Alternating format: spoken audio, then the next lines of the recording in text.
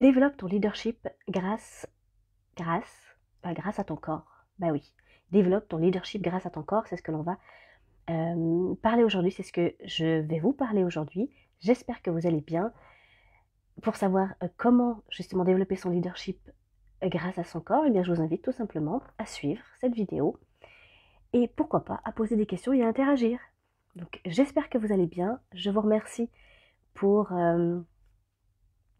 votre suivi, pour votre soutien, pour vos encouragements, pour vos likes, commentaires, partages et autres abonnements dans mes différents réseaux sociaux. Donc merci infiniment. Alors aujourd'hui, je voulais effectivement aborder avec vous comment est-ce que le corps interagit au développement du leadership. Je vous en parle assez régulièrement du leadership personnel, du charisme personnel, que ce soit au niveau professionnel ou au niveau personnel, justement. Et aujourd'hui, donc, j'ai donc animé donc, une formation, j'en anime donc régulièrement, et le sujet était donc le mindset, développer son leadership. Et ce que l'on a abordé aujourd'hui, c'était comment le développer grâce à son corps. Il faut savoir que lorsque l'on apprend quelque chose, lorsque vous apprenez quelque chose, lorsque vous avez de nouvelles connaissances, eh bien celles-ci vont créer de nouvelles connexions synaptiques. Et ces connexions, ce qu'il faut savoir, c'est qu'elles se dégradent au bout de quelques heures, voire de quelques jours, si elles ne sont pas répétées. Si elles ne sont pas approfondies, si on n'en parle pas, eh bien elles se dégradent et donc on les oublie. On oublie ces connaissances-là. Donc il est impératif de les connecter, de les activer, d'en parler, de savoir les expliquer aussi aux personnes autour de nous. Et c'est ainsi que les connaissances que l'on acquiert, qui sont donc d'ordre, qui se trouvent donc dans notre cerveau, dans notre mental, eh bien vont pouvoir prendre place dans notre corps. Et c'est uniquement lorsque le corps récupère ces informations, les intègre, que ces connaissances sont vraiment acquises. Prenez pour exemple, d'ailleurs c'était un exemple qu'on avait évoqué ce matin, de la conduite. Allez expliquer à quelqu'un comment apprendre à conduire sans que la personne n'a jamais mis les mains sur un volant et n'a jamais expérimenté justement la conduite, mais uniquement donc par la théorie. Okay, donc l'important c'est que cette personne-là puisse expérimenter par le corps jusqu'à ce qu'à un moment donné, elle ne réfléchisse plus et que ses gestes deviennent automatiques.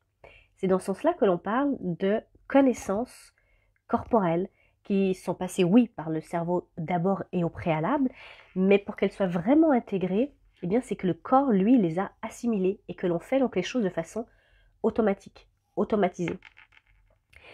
Donc, important donc aussi donc à savoir, oui, donc quand j'ai mis dans le commentaire, vous risque de m'entendre renifler, c'est parce que ça fait 2 jours que, que je suis enrhumée.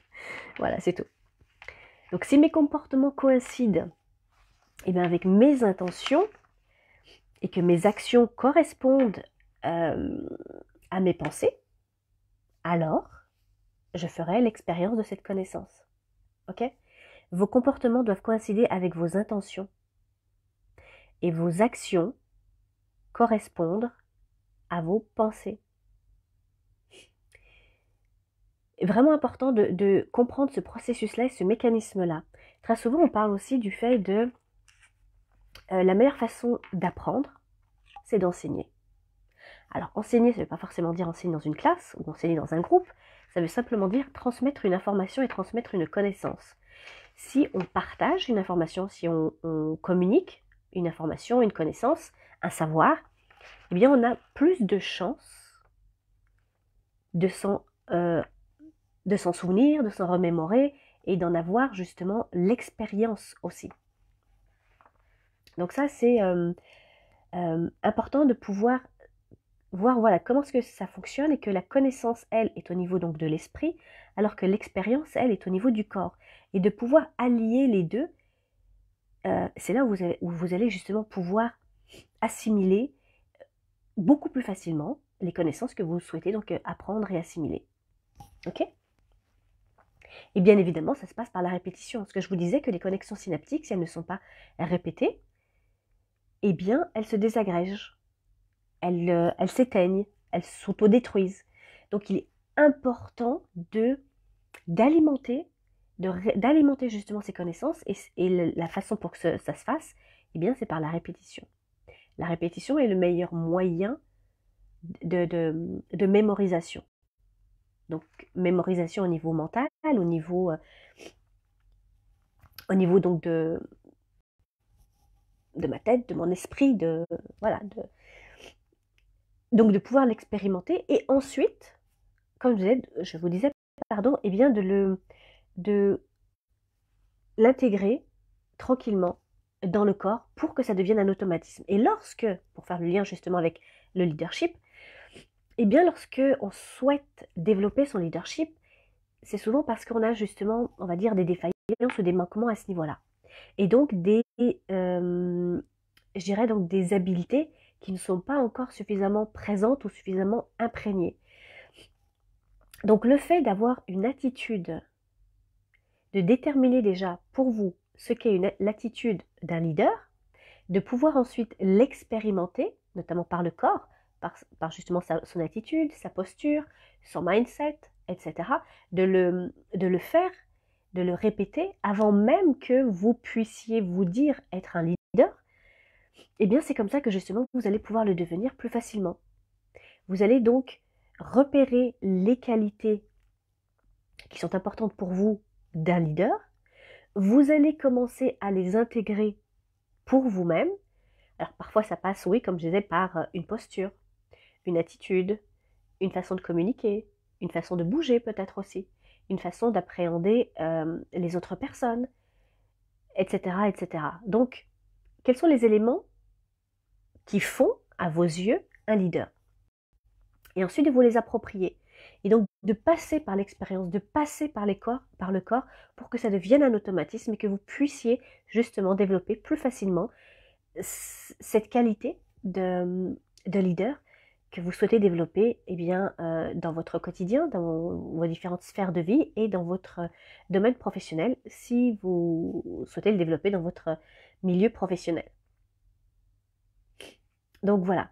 Donc vraiment important de savoir comment est-ce que ça fonctionne entre l'esprit d'une part, qui lui va acquérir donc la connaissance, ok, c'est ce que je sais, et ensuite l'expérience par le corps, et, ça, et à ce moment-là, c'est ce que je fais de ce que je sais. Et donc, à partir de votre corps, eh bien oui, il est possible de développer votre leadership.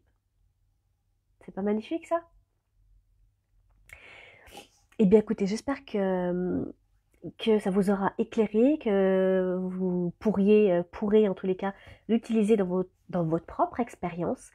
La seule chose en réalité, c'est, ok, écoutez un petit peu là ce que je dis, écoutez entre guillemets, hein, mais surtout expérimenter.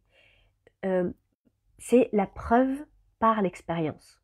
C'est la seule chose qui fera la différence entre ce que vous savez et ce que vous faites de ce que vous savez.